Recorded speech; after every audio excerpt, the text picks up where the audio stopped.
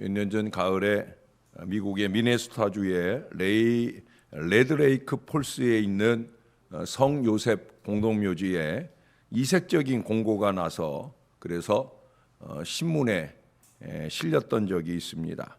그들의 공고 내용은 그렇습니다. 11월 15일부터 겨울 3개월 동안 문을 닫겠사오니 그 사이에는 죽는 분이 없기를 바랍니다. 라고 공고를 냈어요. 그러자 그 마을의 목사님이 다음 주일 설교 제목을 교회 게시판에 미리 크게 써놓았어요. 설교 제목은 그렇습니다. 죽음에는 휴일이 없습니다. 공동묘지에서는 겨울에 땅도 얼고 해서 아마 일하기가 쉽지 않아서 내걸은 공고가 아닐까 생각되겠지만 어찌 죽음이 마음대로 조절할 수 있는 것이겠습니까? 추운 겨울이라고 죽음이 찾아오지 말라는 법이 없다는 거죠. 죽음에는 휴일이 있을 수 없습니다. 어느 때든 누구든 순서 없이 찾아오는 것이 바로 죽음입니다. 특히 요즘 시대는 갖가지 성인병이 많아서 급작스럽게 죽음을 맞는 젊은 분들도 많이 볼 수 있어요. 전에도 교인들과 병원 신방을 가면서 죽음에 대한 말씀들을 하시더라고요. 병원 신방 가는데 살 길을 얘기해야지 왜 죽음을 얘기하면서 신방을 가는지 좀 안타까운 마음으로 듣게 되는데 거기서 한술 더 떠요. 아마 어느 교회에 40대 젊은 집사님이 갑자기 돌아가신 모양이에요. 그 얘기를 하면서 요즘에는 40대 돌연사가 많으니까 이제 50대이신 목사님은 더 조심하시라고 저더러 권면 아닌 권면의 말씀을 하시더라고요. 물론 목사의 건강을 염려하는 마음이겠지만 저는 그냥 씩 웃고 말았습니다. 여러분, 오늘 본문에서 솔로몬이 우리에게 주려는 교훈이 바로 그것입니다. 특별히 그는 지혜가 어리석음보다 뛰어나다고 13절에서 말합니다. 지혜는 빛으로 살게 하고 어둠은 우매함은 어둠 속에 살게 하는 이 차이가 분명히 있다라고 하는 거예요. 그러니 빛 가운데 사는 이 특별한 지혜가 어리석음보다 뛰어난 것이 너무나 당연한 말일 거예요. 여러분, 예수 믿는 우리는 빛 가운데 사는, 아니 비친 인생을 사는 사람들이잖아요. 좀 지혜롭게 살 필요가 있는 거예요. 자꾸 어둠의 일을 찾아가고 어둠 속에 살려 하지 말고 빛 가운데 살아야 되는 거예요. 특별히 여기서의 우매함이란 우리가 어제 본 것처럼 그가 언급했던 대로 기쁨을 추구하는 여러 가지 방법들을 일컫고 있는 것이겠지요. 그러나 그 모든 기쁨을 추구하는 어리석은 방법들이 결국 헛되다 하는 것들을 우리들에게 가르쳐 주었습니다. 이런 어리석음 속에 헤매는 것은 마음을 흐리고 어둡게 하여 스스로를 멸망으로 몰아가게 하는 일이 되어질 거예요. 특히도 그는 지혜로서 이 어둠을 벗어나 빛 가운데 살려는 남다른 노력을 해왔었습니다. 그러나 제가 여기에 그러나를 2번 썼어요. 그러나 아무리 지혜롭다 하여도 죽음 앞에는 어쩔 수가 없다는 거예요. 지혜로워서 어둠 속을 헤매지 않고 빛 가운데 살아왔다 할지라도 그렇다고 죽음을 피할 수는 없다는 거죠. 죽음 앞에서는 지혜나 우매함이 매일반이다 그런 거예요. 지혜롭다고 죽음을 피해갈 수는 절대 없는 일이라는 거죠. 물론 지혜가 죽음을 늦출 수는 있을 겁니다. 그러나 그것도 역시 일시적이겠지요. 의학적 지혜나 지식이 사람들을 좀 더 오래 살게 합니다. 이건 100세 시대 그런 얘기 할 정도로 80세, 90세 넘는 분들이 얼마든지 정정하게 살고 계시는 모습들을 쉽게 봅니다.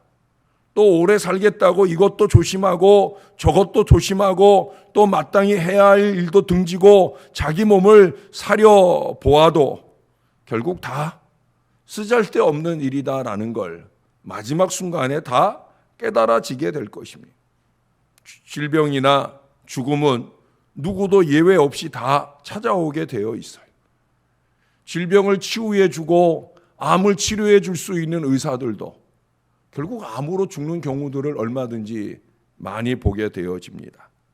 15절에 보면 솔로몬은 나이나 죽음에 무력할 수밖에 없는 자신의 지혜를 한탄하면서 이 지혜 추구를 위해 애써왔던 삶을 후회하기까지 하는 모습을 오늘 우리들에게 보여주고 있습니다.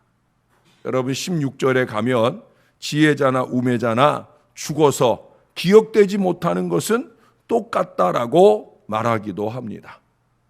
죽은 사람은 세월이 가면 다 잊혀진다는 거예요. 안타깝게도 그렇다는 거예요. 그러나 다 그런 건 아니에요, 여러분. 솔로몬이 모르는 지혜를 이 다니엘이라고 하는 선지자가 알고 있었잖아요. 다니엘서 12장 3절에 보면 많은 사람을 옳은 대로 돌아오게 한 사람은 하늘의 별과 같이 영원토록 빛날 것이다. 그렇게 기억될 것이라고 말씀해 주고 있습니다. 솔로몬은 자신의 지혜가 자신과 함께 그렇게 잊혀질 것이라 생각을 했어요. 그러나 그의 지혜에 하나님의 은혜가 더해지고 이 지혜를 읽는 많은 사람들을 진리 가운데로 인도하는데 혁혁한 공을 세웠기에 그는 지금도 또 앞으로도 많은 사람들에게 기억되고 있습니다. 자신은 자신의 생애가 끝나면 그걸로 끝일 거다 생각을 했지만 아니라는 거죠. 그가 적어도 그 지혜를 통해 우리를 깨우치고 있다고 하는 사실만으로도 그는 하늘의 별과 같이 빛나는 솔로몬이 되고 있다라고 하는 거예요. 그 이상의 오랜 세월, 영원한 세월을 떳떳하게 보내는 빛나는 신앙 지혜의 별로 우뚝 서려고 하면 여러분 우리는 예수 그리스도를 붙들어야 합니다. 뿐만 아니라 이 예수님의 지혜를 세상 가운데 잘 전해 주어야 할 줄로 믿습니다. 여러분이 누군가를 물질로 섬기고 여러분이 누군가에게 큰 도움을 주는 일들, 물론 그것들도 기억될 좋은 일이겠지요.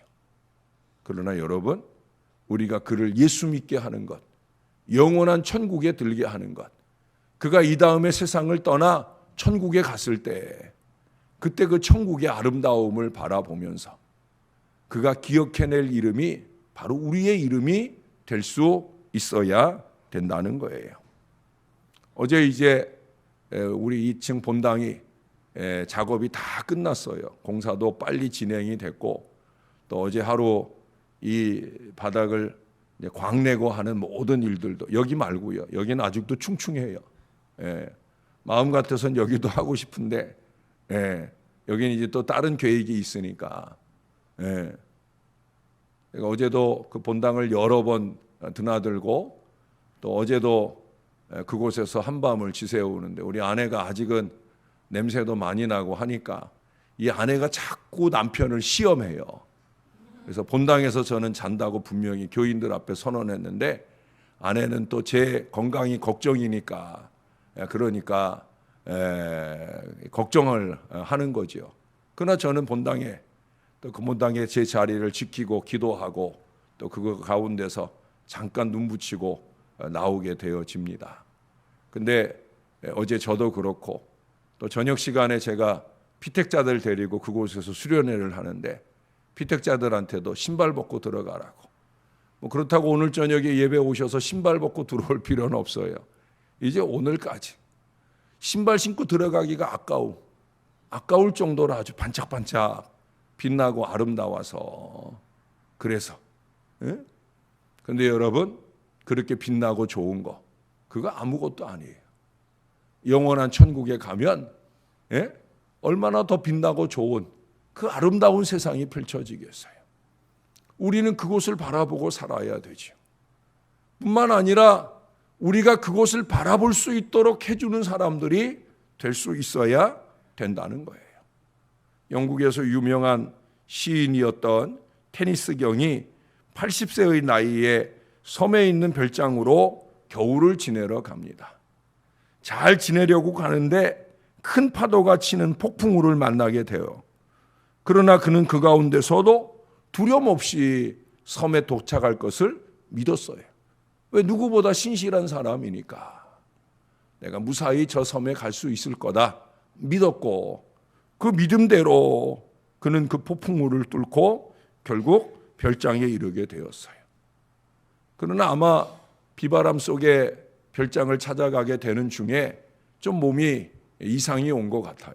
그래서 며칠 뒤부터 몸이 아프기 시작해서, 그래서 뭐 별장도 있는 부자니까 간호사를 불러다가 간호사가 그곳에 함께 살면서 지내면서 이분을 간병하게 되어집니다. 근데 어느 날 이 간호사가 이 테니스 경에게 이런 말을 해요. 선생님께서는 좋은 시를 많이 쓰셨는데 찬송시는 별로 없는 것 같아요. 그 아름다운 능력으로 이 병상에서 찬송시를 하나라도 쓰시면 고통받는 사람들에게 큰 위로가 될 수 있을 것 같아요 라고 얘기를 합니다. 다음 날 아침에 그는 밤새 쓴 찬송시 한 편을 그 간호사에게 건네줍니다. 그 내용은 이렇습니다. 저녁 노을 밤하늘 별들 속에 나를 부르는 분명한 소리 들리네. 삶을 떠난 죽음의 소리일까? 암흑을 몰고 땅거미가 내리고 밤을 알리는 종소리 들리네. 폭풍이 나를 밀어내어 인생의 끝날까지 밀려났을지라도 죽음의 장벽 넘었을 때에 나의 안내자 주님과 얼굴과 얼굴을 맞대고 만나게 되리라고 시가 끝나고 있어요. 그의 시 속에서 그는 죽음과 맞서서 죽음 이후에 주님과 만나는 영광스러운 소망을 담대하게 표현하고 있어요. 아마도 그는 이 시를 쓰고 얼마 안 돼서 세상을 떠났을 수도 있을 거예요. 그러나 세상을 떠나는 일이 그에게는 하나도 두려움이 아니라는 거예요. 또 이 풍진 세상에 대한 연연함도 없다는 거예요. 왜? 영원한 천국에서 주님과 얼굴과 얼굴을 맞댈 그 소망스러운 날을 그는 바라보고 있기에 이와 같은 고백을 우리들에게 안겨주고 있다라고 하는 거예요.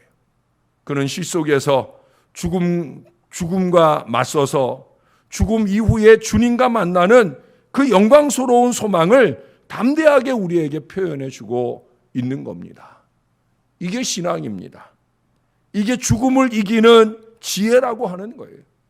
누구에게나 찾아올 죽음이라면 그 죽음을 이기고 죽음 이후에 영원한 세계에 영원히 기억될 신앙 인생이 될 수 있는 그 믿음의 지혜를 우리 하나님 앞에 구할 뿐 아니라 우리 하나님께서 우리를 기억하실 때, 아니 우리 함께 했던 우리 모두가 우리를 기억할 때, 그럴 때 별과 같이 영원히 빛날 만한 그런 아름다운 신앙 인생을 살았다 라고 생각되어질 신앙을 우리가 살 수 있어야 된다는 거예요.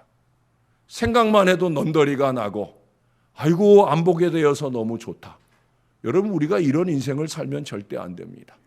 저나 여러분이나 예수 잘 믿고 예수 잘 전하며 살다가 참 안타까운 분이 같지만 그분이 영원한 세계, 영원한 천국에서 행복하게 살게 된 것이 너무 감사하다 라면서 기쁘게 찬송 들려주며 우리를 보낼 수 있는 그런 우리의 마지막이 될 수 있어야 할 것입니다. 이 신앙의 지혜로 천국을 소망하며 사는 저와 여러분 될 수 있기를, 이 땅에 사는 남은 시간 동안만이라도 아름다운 걸 생각하고 아름다운 걸 바라보고 아름다운 걸 말하면서 주님의 귀한 백성들로 사는 저와 여러분 될 수 있기를 우리의 구주 예수님의 이름으로 간절히 축원합니다. 아버지 고맙습니다. 우리 죽을 수밖에 없는 인생, 죽음 이후에 영원한 지옥에 빠져들 인생을 우리 주님이 기억해내시고 우리를 택하여 주시고 우리를 구원해 주시니 감사를 드립니다. 오늘도 또 주님 앞에 예배함으로 시작하는 인생 되게 해주시니 감사합니다. 예배가 우리에게 유익이 되어지도록, 말씀이 우리에게 유익된 지혜가 되어지도록 늘 우리를 일깨워 주시니 감사를 드립니다. 말씀 붙들고 날마다 승리신앙 인생을 잘 살아갈 수 있는 저와 이 모든 자녀들이 되게 하여 주옵소서. 하늘의 별과 같이 영원토록 빛날 인생이 되기 위하여 누구에겐가 그 마음에 한 줄기 예수의 빛을 비춰줄 수 있는 거룩한 신앙을 살아가는 저와 이 모든 자녀들 되게 하여 주옵소서. 주님의 이름으로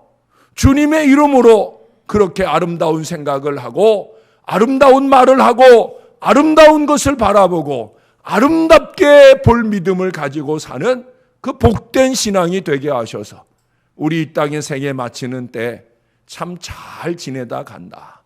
그러나 앞으로 더 잘 지낼 천국이 내 앞에 있구나 하는 이 거룩한 고백으로 우리의 생을 마칠 줄 아는 담대한 신앙의 인생들 다 되도록 축복해 주시옵소서.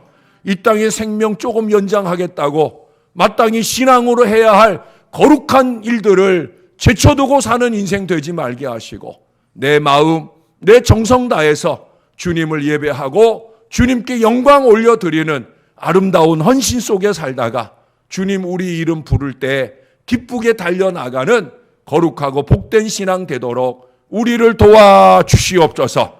임마누엘 주님 보시기에 아름답게 살게 하셔서 마라나타 아멘 주 예수여 오시옵소서. 이 간절한 소망이 우리 가운데 이루어지는 날 하나님이 우리를 거룩하게 흠없이 보존해 주신 것이 감사와 찬송으로 되어지는 놀라운 역사가 나타나게 도와주시옵소서. 주님 우리를 도와주시옵소서. 지금도 크고 작은 질병 가운데 신음하는 자녀들도 지켜주옵소서. 이 땅에 아직도 사명이 있사오면 그 질병 고통을 이기게 도와주시고 그 사명의 승리자로 살 수 있도록 은혜를 그 마음에 충만히 더하여 주시옵소서. 감사를 드립니다. 예수님 이름으로 기도합니다. 아멘.